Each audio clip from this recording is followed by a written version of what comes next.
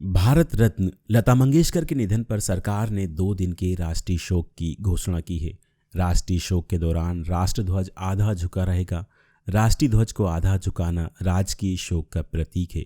किसी खास शख्सियत के निधन पर उनके प्रति संवेदना व्यक्त करने के लिए राष्ट्रीय ध्वज को आधा झुकाया जाता है। कुछ तय पदों के अलावा किसी अन्य शख्सियत के निधन पर राष्ट्रीय शोक मनाया जाएगा या नहीं, इसका फैसला करने का अधिकार राष्ट्रपति के पास होता है। ऐसे में कई लोगों के मन में सवाल उठता है कि राष्ट्रध्वज आधा झुकाने को लेकर क्या नियम है, किन किन लोगों के देहांत के बाद ऐसा किया जाता है और भारत के अलावा किन देशों में ऐसा किया जाता है। आइए आपको विस्तार से समझाते हैं आपके सभी सवालों के जवाब। राष्ट्रध्वज आधा झुकाने को लेकर क्या नियम है। जब भी ऐसा किया जाता है तो पहले झंडे की पूरी ऊंचाई में ऊपर उठाया जाता है और फिर धीरे धीरे नीचे लाते हुए आधा झुकाया जाता है। आपको बता दें, इस दौरान सिर्फ तिरंगा को ही आधा झुकाया जाता है।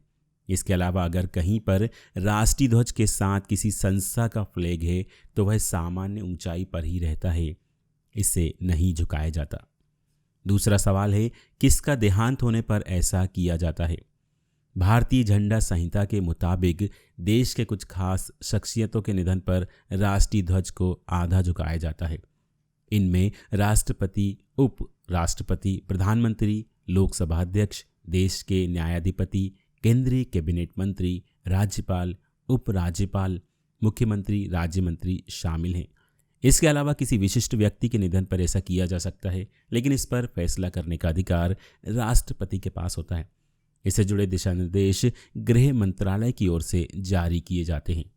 खास बात है कि अगर किसी विशिष्ट शख्सियत का निधन गणतंत्र दिवस, स्वतंत्रता दिवस, गांधी जयंती या राजकीय अवकाश के दिन होता है तो देश या राज्य में राष्ट्रीय ध्वज को झुकाया नहीं जाता है, बल्कि केवल उस इमारत पर स्थित राष्ट्रीय ध्वज को आधा झुकाया जाता है जिस इमारत में उस विशिष्ट व्यक्ति का पार्थिव शरीर रखा होता है।